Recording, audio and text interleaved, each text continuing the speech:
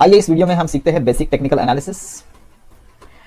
इस कोर्स में हम सीखेंगे टेक्निकल एनालिसिस क्या होता है, इसके फायदे क्या क्या होते हैं, इसके महत्वपूर्ण कंटेंट्स यानी कि अंग कौन से हैं, इसमें कौन से चीज़ों की, इंडिकेटर्स की, प्राइस पैटर्न्स की, सपोर्ट रेजिस्टेंस की स्टडी कैसे की जाती है, इसको विस्तार में हम जानेंगे। आइए शुरुआत करते हैं। सबसे पहले जानते हैं टेक्निकल एनालिसिस क्या होता है। टेक्निकल एनालिसिस प्राइस के हिस्टोरिकल डेटा का अध्ययन करके, अभ्यास करके आने वाले समय में प्राइस कैसे बिहेव कर सकती है, प्राइस के ट्रेंड्स कौन से हो सकते हैं, उसका रुझान किस तरफ हो सकता है, इसका अनुमान लगाने का अभ्यास, इसी को टेक्निकल एनालिसिस कहा जाता है। टेक्निकल एनालिसिस के महत्वपूर्ण फायदे, जैसे अगर आप इंट्राडे ट्रेडिंग, स्कैल्पिंग या फिर स्विंग ट्रेडिंग करना चाहते हो, किसी भी प्राइस ब्रेकआउट्स पे मोमेंटम ट्रेडिंग करना चाहते हो, या फिर शॉर्ट टर्म इन्वेस्टर्स जैसे आप 6 महीने से 1 साल तक अपना निवेश करना चाहते हो, या फिर अगर आप लॉन्ग टर्म इन्वेस्टर हो तो सही समय पे अच्छे स्टॉक में सटीक लेवल पे एंट्री करने का, निवेश करने का आपको टेक्निकल एनालिसिस से पता चल सकता है। अगर आप इन्वेस्टर हो और बाजार में आने वाले समय में कोई भी करेक्शंस दिख रहे हैं तो आपके पोर्टफोलियो का रिस्क कम करने के लिए, हेजिंग पोजीशंस बनाने के लिए टेक्निकल एनालिसिस आपके लिए बहुत ही फायदेमंद हो सकता है। आइए देखते हैं टेक्निकल एनालिसिस के मेजर कंटेंट या फिर महत्वपूर्ण अंग कौन से हैं। प्राइस एक्शंस, जिसमें प्राइस के पैटर्न्स को देखा जाता है, प्राइस के ट्रेंड्स को देखा जाता है। डिफरेंट चार्ट्स जैसे लाइन चार्ट्स, बार चार्ट्स, जापानीज कैंडलस्टिक, इनका इस्तेमाल करके प्राइस के ट्रेंड्स को समझा जाता है। सेवरल इंडिकेटर्स जैसे moving averages, MACD, RSI, Bollinger bands और इसी प्रकार के कई सारे इंडिकेटर्स का अभ्यास करके आप अपने अनुमान में सटीकता ला सकते हैं, एक्यूरेसी ला सकते हैं। Important supports and levels, resistance, जैसे प्राइस जिस प्राइस लेवल पे आके बार बार ऊपर की तरफ चला जाता है उसे सपोर्ट कहा जाता है, और वैसे ही प्राइस जिस प्राइस लेवल पे आने के बाद में नीचे की तरफ चला जाता है उसे रेजिस्टेंस कहा जाता है। इनका भी अध्ययन करके आपको पता चल सकता है कि आने वाले समय में प्राइसेस कहां पे जा सकते हैं। वॉल्यूम प्रोफाइल्स, जिसमें कौन से प्राइस पे कितना ज्यादा वॉल्यूम था इसका पता चल सकता है, और इसी सब चीजों को देखते हुए आप प्राइस के आने वाले समय के रुझानों के अनुमान निकाल सकते हैं। ट्रेंड लाइंस, प्राइस रिवर्सल्स के लिए ट्रेंड लाइंस का इस्तेमाल किया जाता है। कोई भी अप ट्रेंड या फिर बुलिश ट्रेंड है, वहां से अगर प्राइस डाउन ट्रेंड में जाना चाहती है तो ट्रेंड लाइन का इस्तेमाल करके हम प्राइस के रिवर्सल्स के बारे में जानकारी ले सकते हैं। प्राइस के इंपॉर्टेंस को समझते हैं। दोस्तों, price is the ultimate indicator of the financial health. किसी भी कंपनी के आर्थिक आरोग्य का मार्गदर्शक प्राइस होता है। यानी कि अगर किसी भी कंपनी के प्राइसेस में लगातार बढ़ोतरी होती है, इसका मतलब उस कंपनी के फंडामेंटल्स अच्छे हैं। और अगर किसी भी कंपनी के शेयर्स के प्राइस में लगातार गिरावट हो रही है, इसका मतलब कि उस कंपनी के फंडामेंटल्स में कुछ गलत चीजें हो रही है।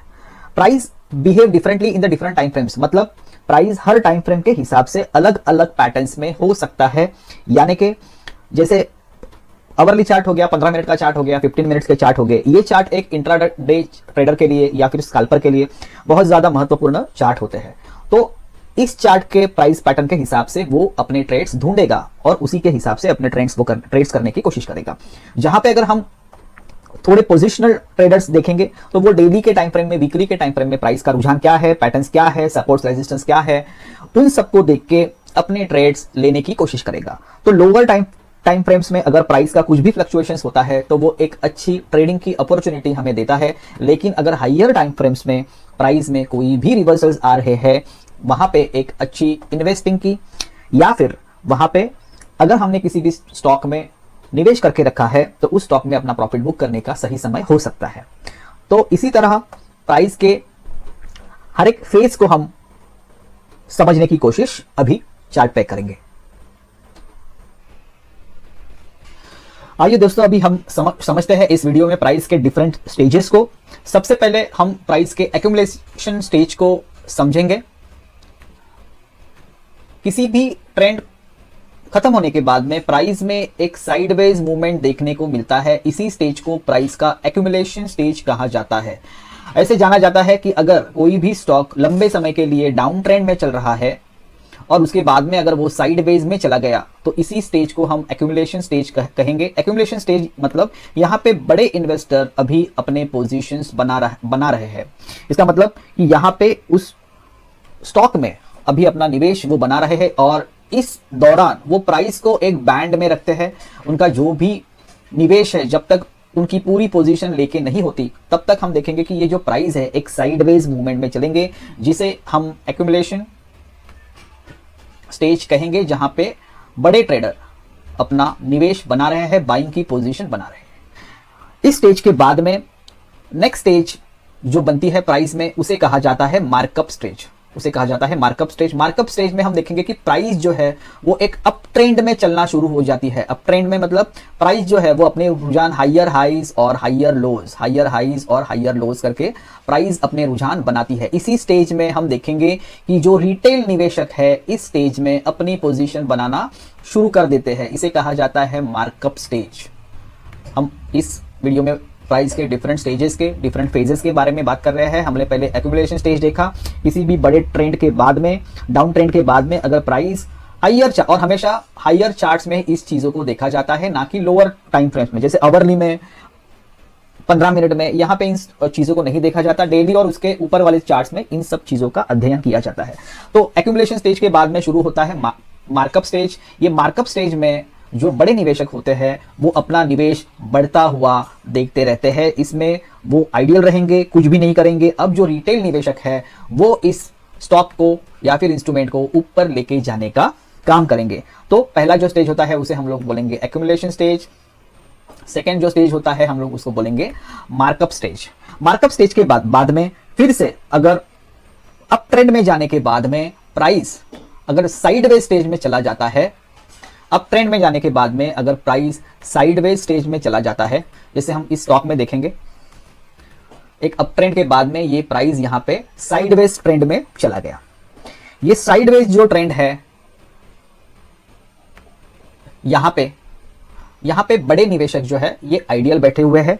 यहां पे अगर कोई भी फंडामेंटल चेंज उनको आता हुआ दिखाई देता है तो यहां से अपने प्रॉफिट बुकिंग वो शुरू कर सकते हैं। लेकिन इस स्टॉक में, बीटीसी में, यहां पे कोई भी बड़े निवेशकों ने अपनी पोजीशन खाली की नहीं है। इस स्टेज को कहा जाता है डिस्ट्रीब्यूशन स्टेज, जहां पे प्रॉफिट्स को बुक किया जाता है। इस स्टेज को कहा जाता है डिस्ट्रीब्यूशन। एक्यूमुलेशन जहां पे पोजीशंस बनाई जाती है, डिस्ट्रीब्यूशंस जहां पे पोजीशन थोड़ी थोड़ी करके निकाली जाती है। लेकिन इस चार्ट में हम देखेंगे कि यहां पे प्राइस ब्रेकआउट देखने को मिला है, यानी कि बड़े निवेशक अभी भी इस स्टॉक में, इस स्टेज में बने हुए थे। लेकिन आगे चलकर अगर हम इसको और देखेंगे तो हमें पता चलेगा कि यहाँ पे अभी डिस्ट्रीब्यूशन स्टेज शुरू हो गया है। दोस्तों हम ये बिटकॉइन का चार्ट देख रहे हैं और ये वीकली चार्ट हम देखेंगे। यहाँ पे अगर हमको प्राइस के पैटर्न्स अगर आप देखेंगे तो यहाँ पे डबल टॉप बनता हुआ दिखाई दे रहा है यहाँ पे, और ये डबल टॉप के बाद में ही प्राइस ने अभी रिवर्सल्स देना शुरू किया है। तो इस स्टेज को कहा जाता है डिस्ट्रीब्यूशन स्टेज। और डिस्ट्रीब्यूशन स्टेज के बाद में जो नीचे की तरफ प्राइस जाना शुरू हो जाती है, डाउन ट्रेंड में प्राइस जाना शुरू हो जाती है,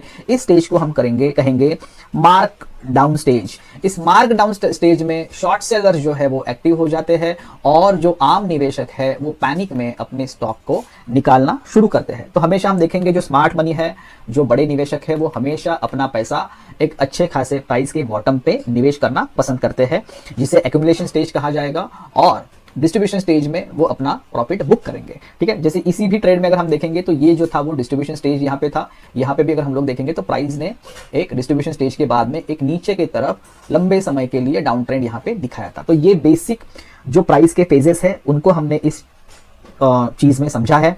और हमेशा अगर आप एक निवेशक हो तो आपको हमेशा एक्यूमुलेशन स्टेज को यहाँ पे देखना है, और उसी स्टेज के बाद में जब भी मार्कअप स्टेज मतलब कंफर्मेशन हो गया यहाँ से प्राइजेस अभी एक लंबी बढ़ोतरी के लिए तैयार है, उस स्टेज में आपको एंट्री लेके जब भी प्राइस फिर से डिस्ट्रीब्यूशन स्टेज में चला जाएगा, वो आमतौर पे प्रीवियस रेजिस्टेंस के आसपास चला जाता है, वहां पे हमको हमारे पोजीशंस में से निकलना है, प्रॉफिट्स बुक करनी है। धन्यवाद दोस्तों हम देखेंगे अभी डिफरेंट टाइप्स ऑफ चार्ट्स, जिसमें सबसे पहले हम एकदम बेसिक चार्ट को देखेंगे जिसे कहा जाता है लाइन चार्ट।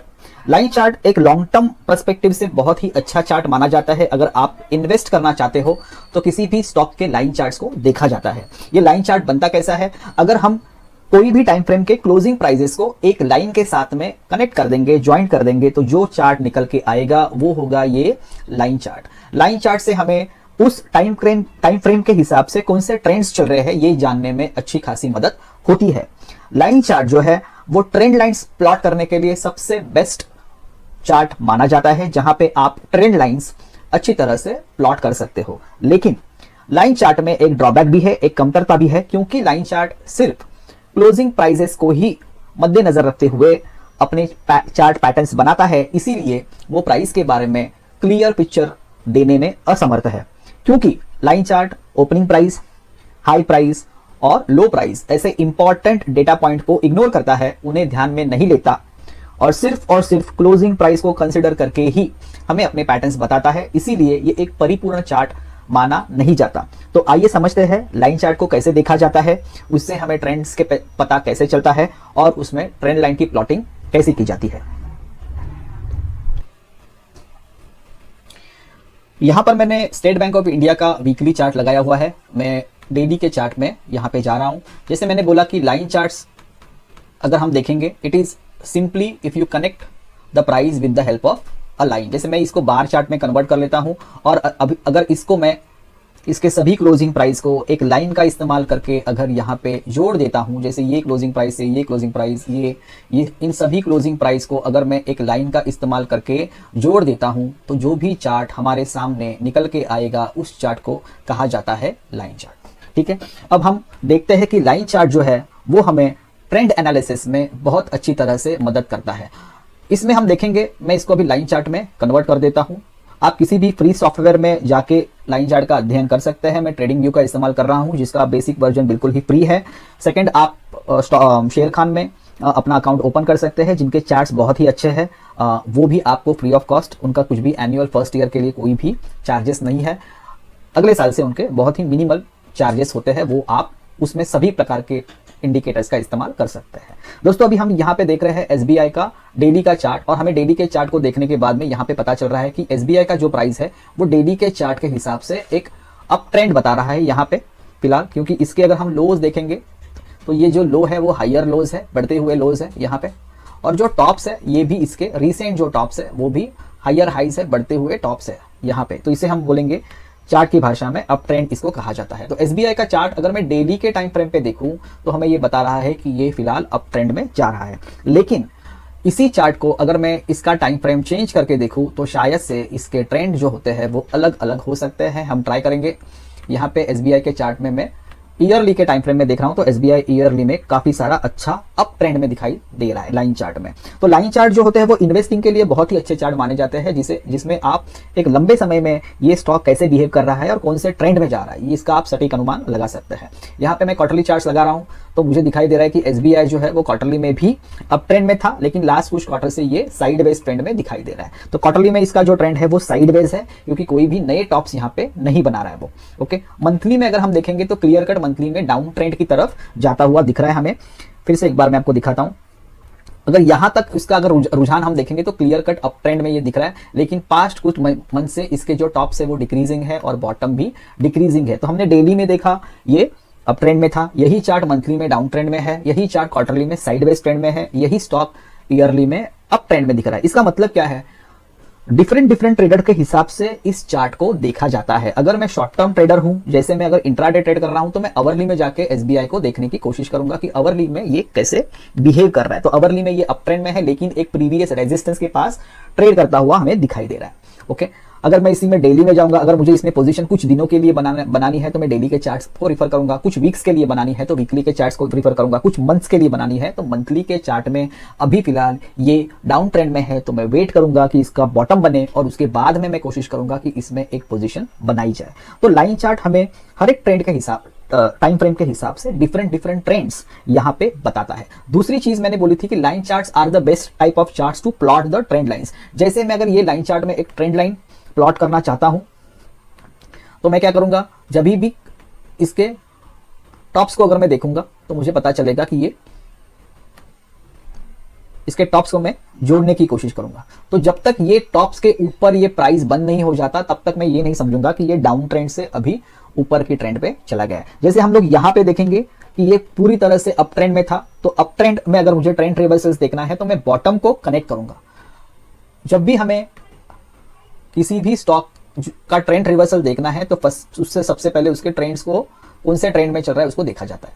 ओके, और फिर लेटेस्ट जो भी उसके दो सपोर्ट्स है अगर अप ट्रेंड में है तो 2 सपोर्ट्स को मैं कनेक्ट करूंगा, अगर डाउन ट्रेंड में है तो मैं 2 रेजिस्टेंस को वहां पे कनेक्ट करूंगा। हम देखते हैं इस पे थोड़े लोअर चार्ट्स में जाके कि हमें सटीकता से कहां पे देखने में, जैसे डेली के चार्ट में हम देख रहे हैं कि ये फिलहाल अप ट्रेंड में है, ठीक है। तो अप ट्रेंड से ये अगर डाउन ट्रेंड में जाना चाहता है और मुझे पता करना है कि इसका ट्रेंड रिवर्सल आ गया, अभी फिलहाल अप ट्रेंड में है और डाउन ट्रेंड में अगर जाना चाहता है तो मैं इसके सपोर्ट को कनेक्ट करूंगा, कोई भी रिसेंट 2 सपोर्ट को। तो जैसे मैंने यहां पे कोई भी रिसेंट 2 सपोर्ट को मैं ट्रेंड एंगल ले रहा हूं और कोई भी रिसेंट 2 सपोर्ट को मैं यहां पे कनेक्ट करूंगा। इसके बाद में अगर ये इस रिसेंट 2 सपोर्ट के नीचे प्राइस बंद होना शुरू हो जाएगा, फिर मैं समझूंगा कि यहां से ये प्राइजेस नीचे की तरफ जा सकते हैं। जैसे अगर कोई भी स्टॉक डाउन ट्रेंड में है और अगर वो रिवर्सल्स मुझे देखना है ट्रेंड लाइन प्लॉट करके, तो मैं इसके रिसेंट 2 टॉप को कनेक्ट कर दूंगा और जैसे ही प्राइस उस ट्रेंड लाइन के ऊपर बंद होना शुरू हो जाएगा तो मैं समझूंगा कि यहां से ये जो स्टॉक है वो अप ट्रेंड में जा सकता है, राइट। इसी का इस्तेमाल करके चार्ट में देखा जाता है कि कोई भी स्टॉक का रिवर्सल्स आ रहा है।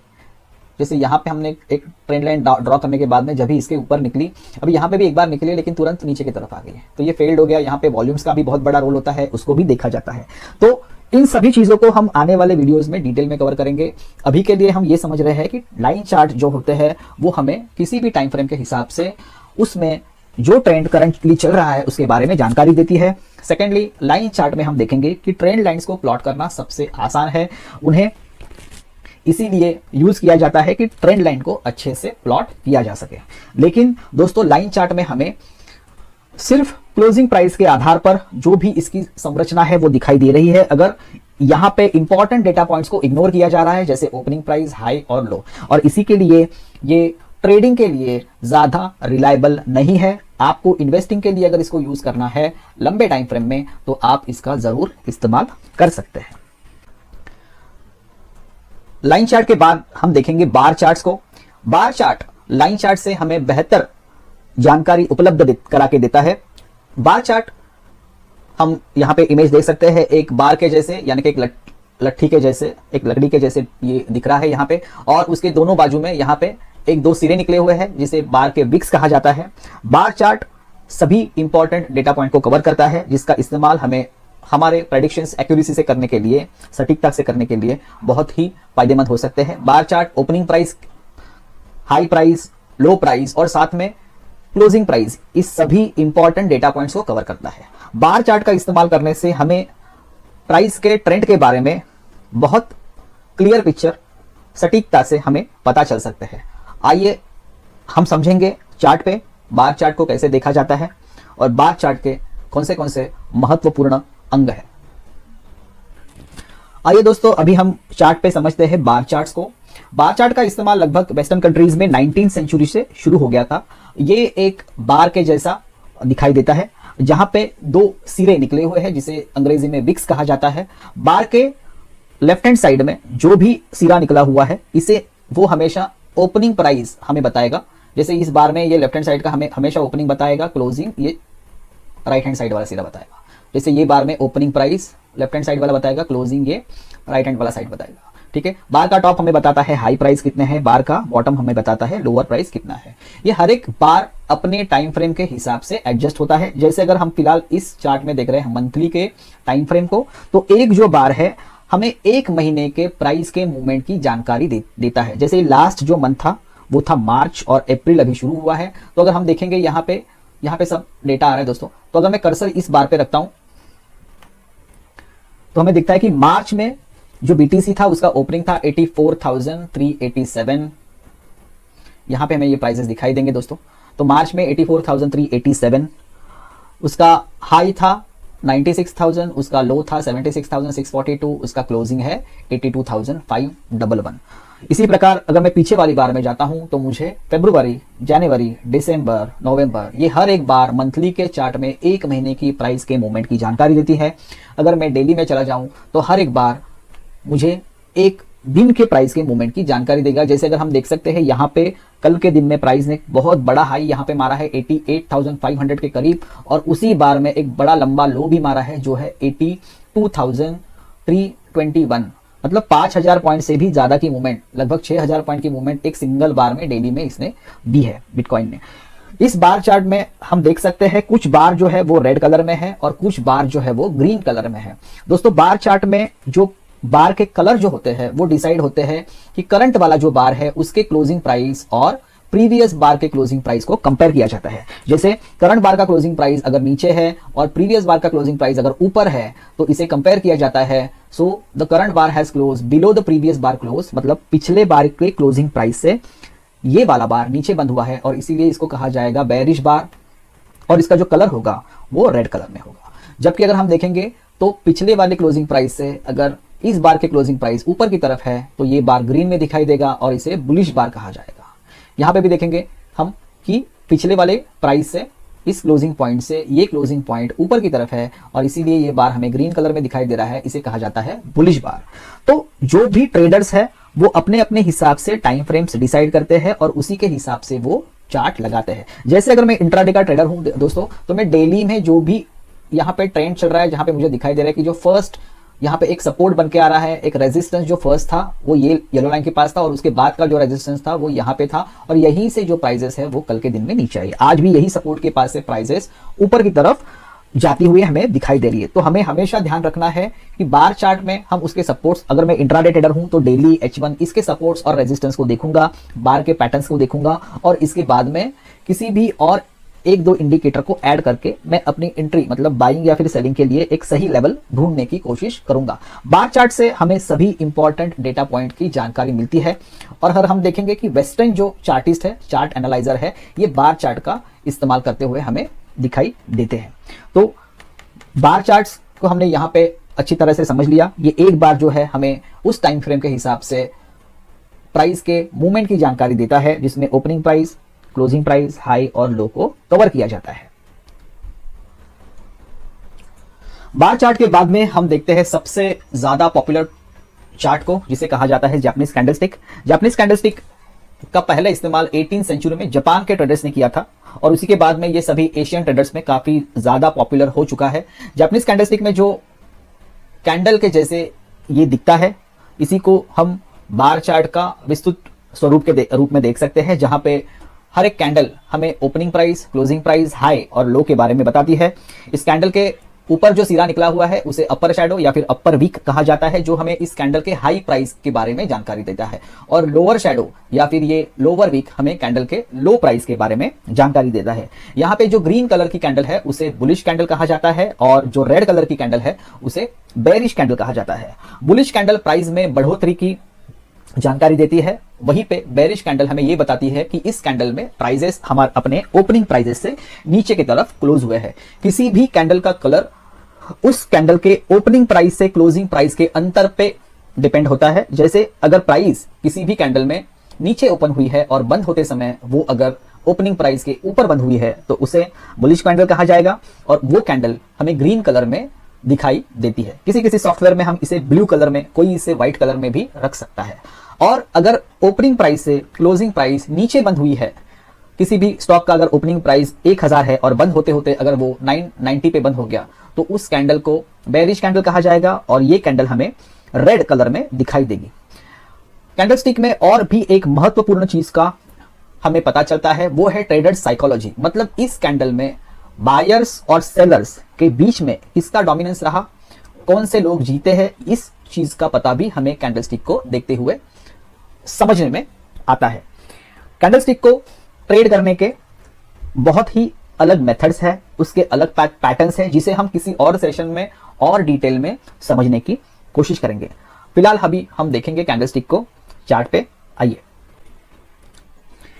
आइए दोस्तों, अभी हम जापानीज कैंडलस्टिक को चार्ट पे समझने की कोशिश करते हैं। यहाँ पे मैंने निफ्टी का डेली के टाइम फ्रेम का चार्ट लगाया हुआ है।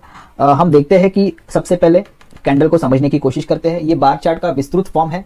ये भी टाइप चार्ट पैटर्न जो है हमें सिमिलर जानकारी देता है जो कि हमें बार चार्ट से भी उपलब्ध हो सकती है। सबसे पहले जानते हैं कि कैंडलस्टिक में एक मोमबत्ती की तरह का बार हमें दिखाई देता है, जिसके इस पैटर्न को हम बोलेंगे बॉडी ऑफ द कैंडल। इसे हम बोलेंगे बॉडी ऑफ द कैंडल। अगर ये body of the candle green colour में है तो हम देखेंगे कि ये बॉडी का जो नीचे वाला हिस्सा है वो हमें ओपनिंग प्राइस बताता है और ये वाला हिस्सा हमें क्लोजिंग प्राइस बताता है। अगर ये बॉडी ग्रीन कलर में है, जैसे कि इसमें अगर हम देखेंगे तो ये ग्रीन कलर में है, तो यहाँ पे हमें ओपनिंग प्राइस का पता चलता है और यहाँ पे हमें क्लोजिंग प्राइस का पता चलता है। ये जो हायर शैडो है, ऊपर शैडो, ये हमें उस बार में हाई कितना लगा था और जो लोअर शैडो है वो हमें लो कितना लगा था, इस बारे में जानकारी देती है। इस ग्रीन कलर के कैंडल को बुलिश कैंडल भी कहा जाता है। कोई भी कैंडल बुलिश है या फिर बेरिश है, इसकी जानकारी उस कैंडल के कलर से पता चलती है। अगर ग्रीन कैंडल है तो उसे हम बोलेंगे बुलिश कैंडल, मतलब प्राइस बढ़ते हुए बंद हुआ है, और अगर रेड कलर का कैंडल है तो हम उसे बोलेंगे बेरिश कैंडल, इसका मतलब प्राइस गिरते हुए बंद हुआ है, ओपनिंग से नीचे की तरफ बंद हुआ है, इसे हम बोलेंगे बेरिश कैंडल। और अगर ओपनिंग से ऊपर की तरफ बंद हुआ है, इसे हम कहेंगे बुलिश कैंडल। कैंडलस्टिक में, इस कैंडल में अगर हम देखेंगे तो ये बेरिश कैंडल है। बेरिश कैंडल में ओपनिंग प्राइस ये बॉडी के ऊपरी वाला हिस्सा होता है और क्लोजिंग प्राइस ये बॉडी के नीचे वाला हिस्सा होता है। ये लगभग उल्टा है बुलिश कैंडल के। ये जो विक दिख रहा है, अपर विक या फिर अपर शैडो, हमें हाई के बारे में जानकारी देता है और लोअर शैडो जो है वो हमें लो के बारे में जानकारी देता है।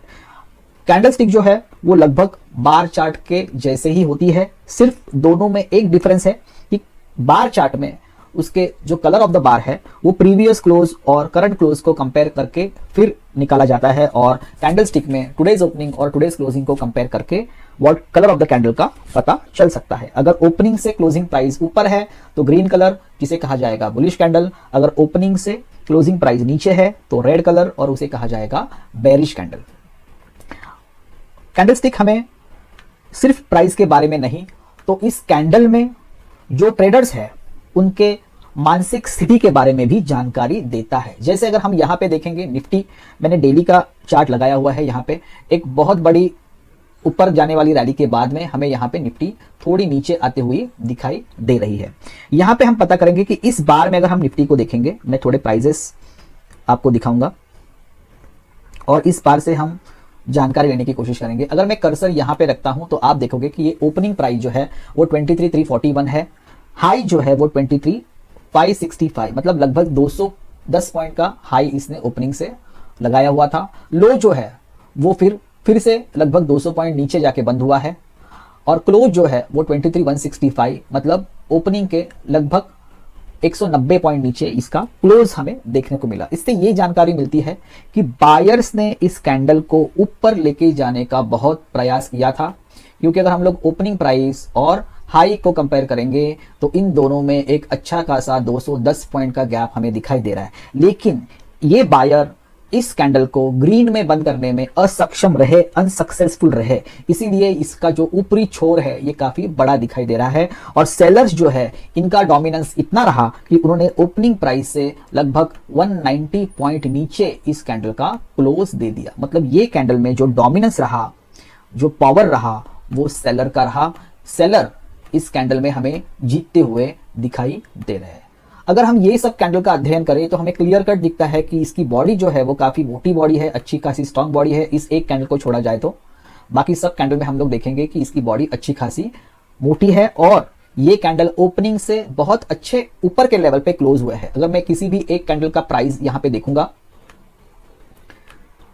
तो हम देखेंगे कि इसका ओपनिंग है 23,168 और क्लोजिंग है 23,350, मतलब लगभग 180-190 पॉइंट। यहाँ पे भी अगर हम देखेंगे ओपनिंग 23,036 और क्लोजिंग जो है वो 23,190, मतलब लगभग यहाँ पे भी क्लोजिंग जो है वो 160 पॉइंट ऊपर की तरफ हमें दिखाई दे रही है। इसका मतलब ये जो सब कैंडल है वहां पे बायर्स का डोमिनेंस काफी अच्छा रहा। लेकिन इस कैंडल में अगर हम जाएंगे तो जैसे ये कैंडल बनी थी, इसी कैंडल के जैसे बायर्स ने प्राइस को ऊपर ले जाने की पूरी कोशिश की, लेकिन वहां पे वो कामयाब नहीं हो पाए, और आने वाले कैंडल्स हमें दिखाई दे रहे हैं कि वो करेक्शन की तरफ जा रहे हैं। ठीक है, यहां पे अभी प्राइस थोड़ा सा रुका हुआ है इस कैंडल में। अगर इसको ब्रेक कर जाता है तो हम देखेंगे कि और भी निचली तरफ प्राइस जा सकते हैं, लेकिन फिलहाल के लिए डेली के कैंडल्स में हम देख रहे हैं कि इस लेवल्स पे, जैसे कि ये लेवल्स में देख लेता हूं एक बार, ये 23,140 के आसपास अगर हम देखेंगे तो प्राइसेस को सपोर्ट यहां पे दिखाई दे रहे हैं, जो कि इंट्राडे ट्रेडर्स के लिए काफी फायदेमंद हो सकते हैं। अगर वो 15 मिनट्स के चार्ट में जाए और कोई भी बाइंग की अपॉर्चुनिटी अगर उनको मिलती है तो उस बाइंग की अपॉर्चुनिटी को इस्तेमाल वो कर सकते हैं। जैसे हम देखेंगे कि 15 मिनट के चार्ट में प्रीवियस लो के आसपास ये कैंडल खुली और ऊपर की तरफ जाने की इसने कोशिश की, हालांकि यहाँ पे ये कामयाब होते हुए हमें नहीं दिखाई दे रही। इस पूरे आज के दिन के 15 मिनट्स को अगर हम देखेंगे तो यहाँ पे हमें पता चल रहा है कि एक साइडवेज मूवमेंट हमें देखने को मिल रही है इस चार्ट में। तो इससे ये पता चलता है कि कैंडलस्टिक पैटर्न सिर्फ प्राइस को कवर नहीं करता, तो उस कैंडल में जो भी ट्रेडर्स, बायर्स और सेलर्स जो है उनके मानसिक स्थिति को, मेंटलिटी को, साइकोलॉजी को भी ये अच्छी तरह से बताने की कोशिश हमें करता है। आने वाले समय में हम कैंडलस्टिक के डिफरेंट पैटर्न्स, उसके ट्रेडिंग मेथड्स को भी डिटेल में जानने की कोशिश करेंगे। दोस्तों, आज के सेशन में हमने काफी सारी महत्वपूर्ण जानकारी देखी। आने वाले सेशन में हम जानेंगे सपोर्ट और रेजिस्टेंस क्या होते हैं, उनके भिन्न भिन्न प्रकार कौन से हैं, हर एक का अपना अपना महत्व कैसा है, उसको कैसे रीड किया जाता है, ऑब्जर्व कैसे किया जाता है या फिर उसका अभ्यास कैसे किया जाता है, बुलिश और बेरिश ब्रेकआउट्स क्या होते हैं, उसमें फॉल्स ब्रेकआउट्स को कैसे जानना है, डायनामिक सपोर्ट्स और रेजिस्टेंस क्या होते हैं, इस सब चीजों की डिटेल में जानकारी हम हमारे आने वाले सेशन में लेंगे। तब तक के लिए धन्यवाद और आने वाली वीडियो में आप प्लीज